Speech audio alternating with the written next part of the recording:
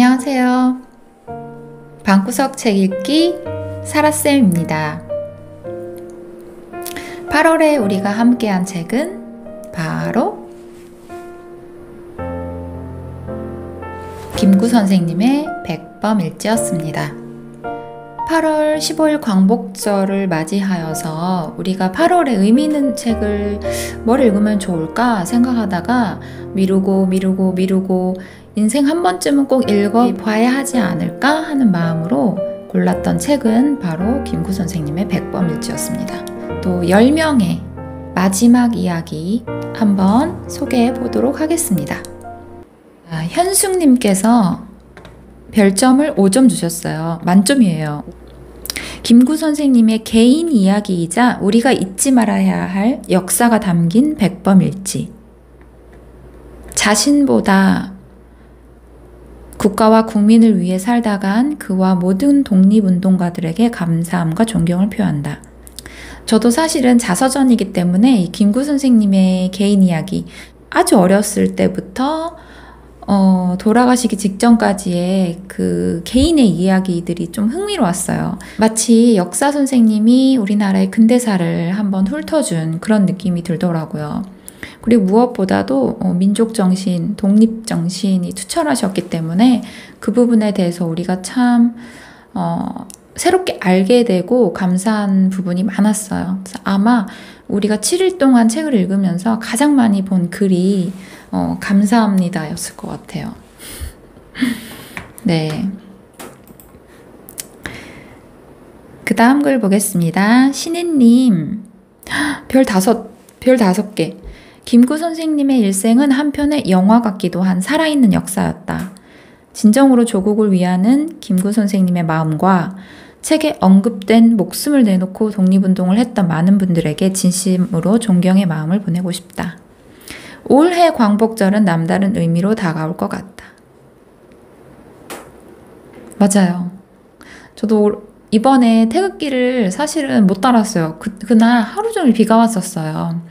근데 광복절 전에 그 어느 때보다도 내가 백범일지를 읽고 맞이한 그 광복절의 의미는 제가 잠깐 잊고 있었던 나라에 대한 사랑, 애국심이 좀 일어나는 그런 느낌을 많이 받았습니다.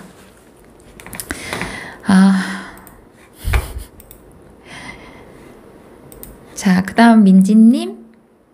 총점 4.9점 주셨어요. 깊은 울림이 있다. 진심으로 나라를 위해 애써주신 독립투사를 비롯한 분들께 감사한 마음을 전하고 싶다. 대한민국이라는 땅에서 우리가 누려야 할 권리를 일깨워준 책이라 생각한다. 문화와 교육을 중시하게 여겼던 김구 선생님께 존경을 표하고 싶다. 맞아요. 그 김구 선생님의 책 백범일지는 상권, 하권, 나의 소원 이렇게 세 부분으로 나눠서 책 한 권으로 편집이 되어 있는데요. 나의 소원을 읽어보시면 지금 읽어도 그 글이 너무너무 수려해요. 그리고 그분이 가지고 있는 정치에 대한 이념, 그다음 문화에 대한 사랑, 교육에 대한 중요성은 사실 지금도 그 정신을 잊지 않고 살아야 할 정말 중요한 말이더라고요. 제가 생각하기에 가장 중요한 말은 철학이었어요. 교육도 기술만 가르치는 것이 아닌 철학을 바탕으로 기술을 배워야 한다. 제가 교육계에 종사하고 있기 때문에 너무 많이 와닿았어요. 그래서 문화와 교육을 콕 집어주셔서 고맙습니다. 그 다음 기정님.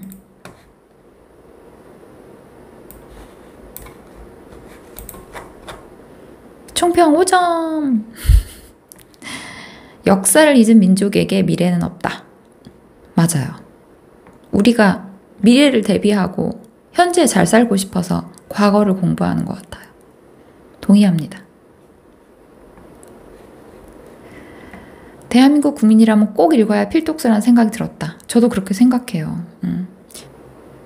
이런 책을 읽고 나면 내가 지금 살고 있는 일상의 그 행복이 밀려오죠. 나는 내 나라에서 내가 하고 싶은 일을 하면서 살고 있는데 그렇지 못했을 때 그분들의 삶을 감히 상상하지도 못하지만 내가 그렇게 살았다면 어땠을까? 너무 많은 두려움과 고통이 밀려와요.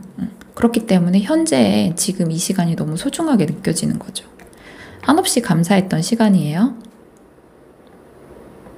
희생이 헛되지 않음을 전하며 아이들에게 전하며 역사를 저버리지 않는 국민의 한 사람으로 살아가길 다짐해 본다. 백법일지를 읽다가 자기 전에 아들한테 그 읽은 분량마다 제가 옛날 이야기 들려주듯이 얘기해 줬어요. 김구 선생님이 그래서 중국에 갔대. 거기서 임시정부 처음에 문지기를 한다고 했는데 그 경무국장, 지금으로 말하면 경호원에 청와대 경호원에 그거를 하셨대. 뭐 그렇게 이제 좀 쉽게 드라마처럼 얘기를 해줬는데 많이 좋아했어요. 그리고 요즘 아이들은 뭐 방송을 통해서 그런 지식들이 사실 해박해요. 초등학생인데도 역사에 대해서 많이 알고 있어요. 그래서 그렇게 알고 있는 부분에 대해서 같이 공감하고 모르는 부분에 대해서 뭔가 첨언을 해줄 수 있다면 그거야말로 가장 좋은 엄마와 아이와 함께 할 수 있는 역사 교육이 아닐까? 그런 생각 해봤습니다. 서연님, 평점 5점 만점이에요. 솔직한 얘기 해주셨어요. 처음 책장을 넘긴 때만 해도 이 책을 완독하기가 쉽지 않을 거라고 생각했다. 하지만 이 책을 덮은 지금은 읽기를 너무 잘했다는 생각이 들었다. 저도요. 제가 이 책을 3번 정도 읽기를 시도하다가 계속 덮었던 책이에요. 사실 책이 두껍기도 하지만요. 몇 페이지지? 430페이지 정도 돼요.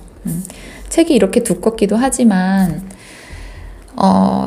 한자어와 옛말이 많아요.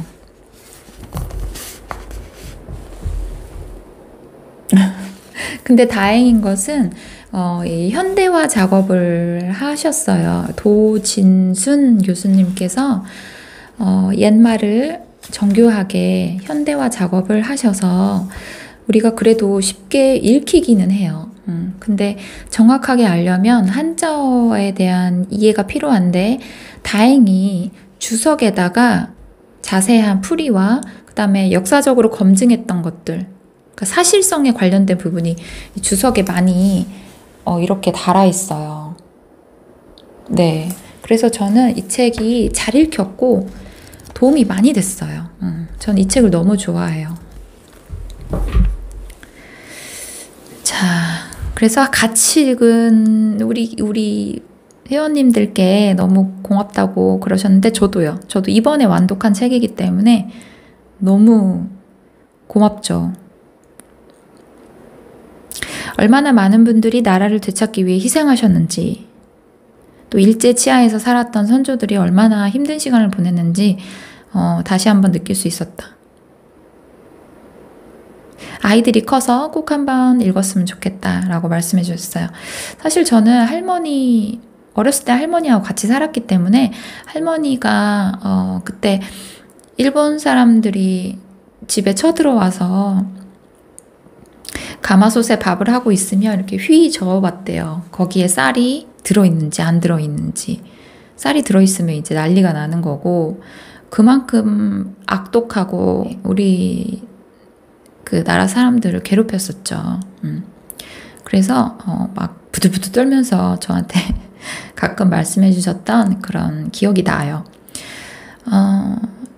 우리 다음 세대는 이제 그런 할머님들의 직언을 통해서 그 우리나라의 옛 이야기를 들을 수 없고, 역사 교육이나 그 미디어 자료, 그 다음에 학교 교육, 이런 것을 통해서 이런 독립이나 일제치하, 이런 역사들을 알게 될 텐데, 그렇기 때문에 더욱더 역사 교육이 아이들에게 어떤 방법으로 접근해 줘야 할까라는 걸 고민하게 되더라고요. 자, 자, 일본의 사례에서도 볼 수 있지만 우리가 역사를 바로 알고 정확하게 후대에 전달해주는 일은 참 중요한 일이죠. 자, 연희님 5.0이에요. 예전에 김구 선생님의 위인전을 읽어본 적 있으시대요. 근데 그 위인전을 읽었을 때와 김구 선생님의 자서전인 백범일지를 읽었을 때는 많이 달랐다고 얘기하시네요.